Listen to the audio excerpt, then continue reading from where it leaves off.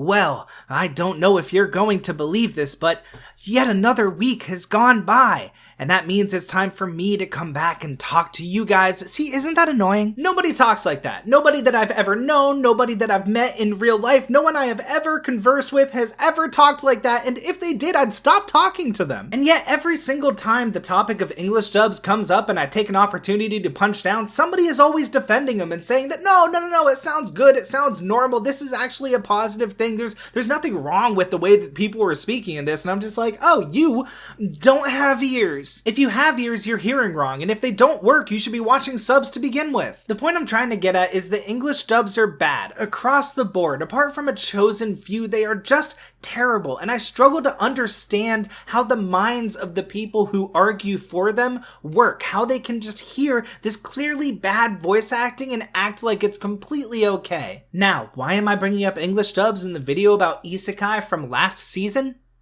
I don't know. I was just thinking about it. Hello, and welcome back to Benching Last Season, where this week we're going to talk about 3 isekai in descending order of enjoyment, because I want to prolong the feeling of happiness that I have right now, before it's replaced with rage and frustration. So let's kick things off by talking about a dude who could be possibly the greatest alchemist of all time.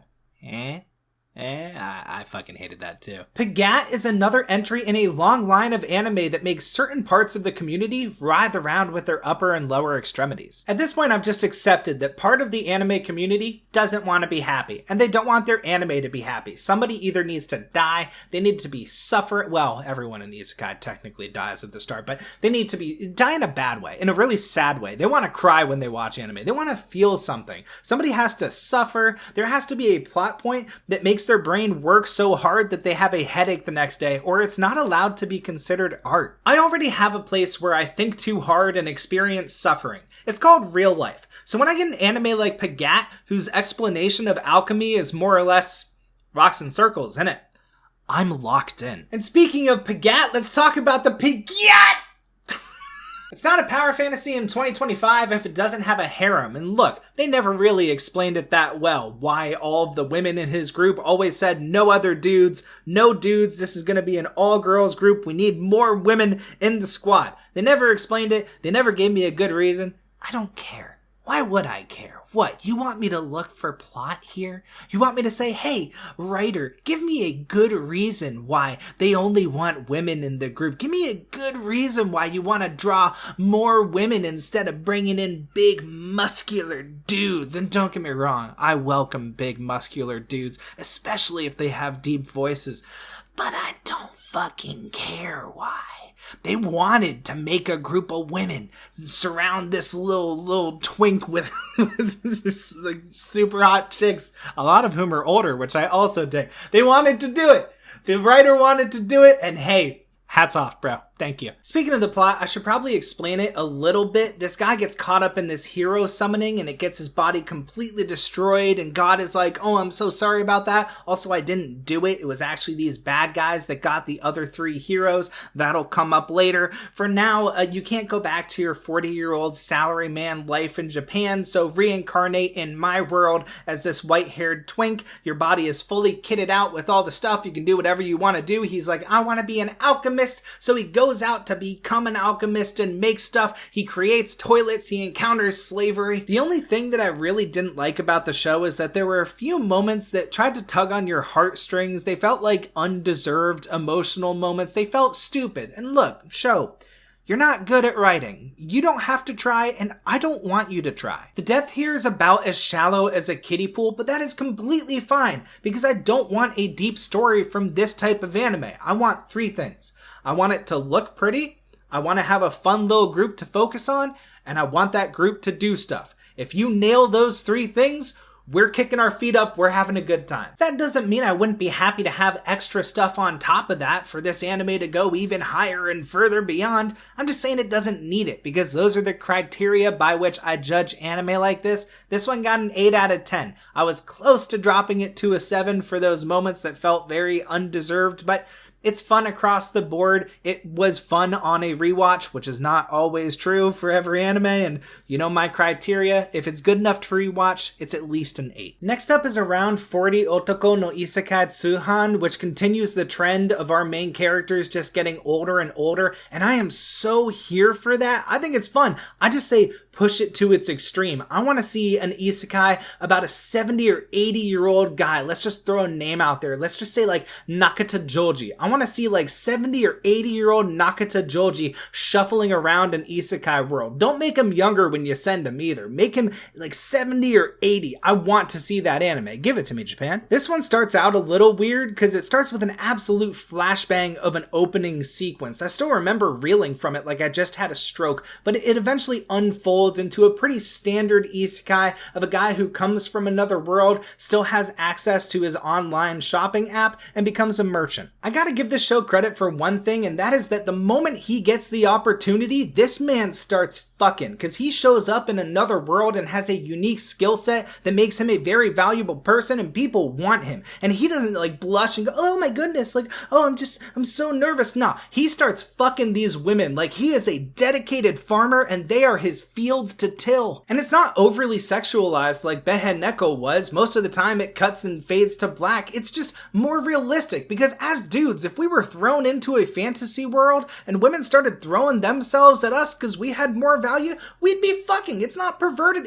Look, I am not a pervy uncle, okay? I am a young man with a healthy sex drive. This one is worth watching for the mini excavator fight scene alone. I gave it a 7 out of 10. It's on the high end of that middle tier of isekai. There's just nothing that pushes it up to the high tier. There's no exceptional visuals. There's no like great story moment that really makes you go, oh yeah, like, yeah, it's just all right. But it's pretty good for being alright. And the last anime I'm talking about for this video is Magic Maker, How to Make Magic in Another World. And I am going to be noticeably harsher on this anime than I was on Pagat. And let me tell you why. Magic Maker wants to be smart. That is clear from the beginning, where our protagonist is isekai'd to another world. He stays a virgin until he's 30 and tries to cast Fireball, which I thought was pretty funny. But he goes to this fantasy world with monsters and whatnot, and he's like, oh my goodness, like, I've got my memories and now I can become a magician like I've always wanted to do. That is the only thing that I want to do, until he finds out that this world doesn't actually have magic in it. But through the power of incest, don't ask about it, he finds out that the capacity for magic does actually exist, and the show is a practical step-by-step approach to him creating magic from scratch. And the first half plays out just like that. Okay, show, you want to be smart, you want to be clever, you want to develop magic and show the process,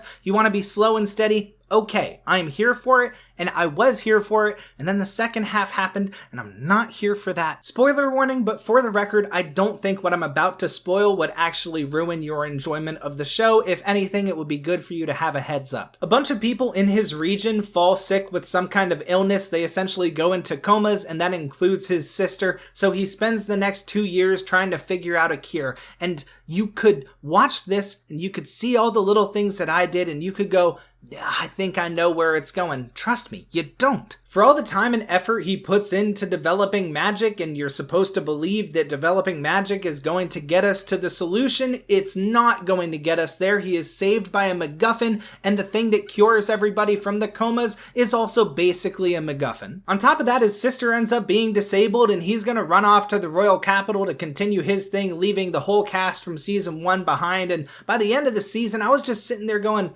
what was the point of everything? What was the point of him developing magic if it's not going to play a significant part in the story by the end of it? What was the point of, having his sister be developed as his, character right there alongside him, their weirdly incestuous relationship? If you were just going to toss her away and say, yeah, she's disabled now. Actually, I know another anime that decided that once they saved the person, they'd just be disabled, and that was equally frustrating. By the end of the season, the magic that we spent so much time on developing and focusing on, it's treated like an accent, like a side note to the MacGuffin. And the important character relationships that we're told about the whole time, like he's willing to let a ton of people die just to save his sister, he just fucks off at the end. He's like, oh yeah, she's disabled, but I'm sure it's going to turn out okay. He's not going to, stick around to make sure that his sister recovers. He's just going to leave. You told me this whole time that is not something that he would do, and now screw it, right? I wouldn't care so much if this show wasn't trying to be smart, but it is. Like, the whole runtime, this show is trying to be smart,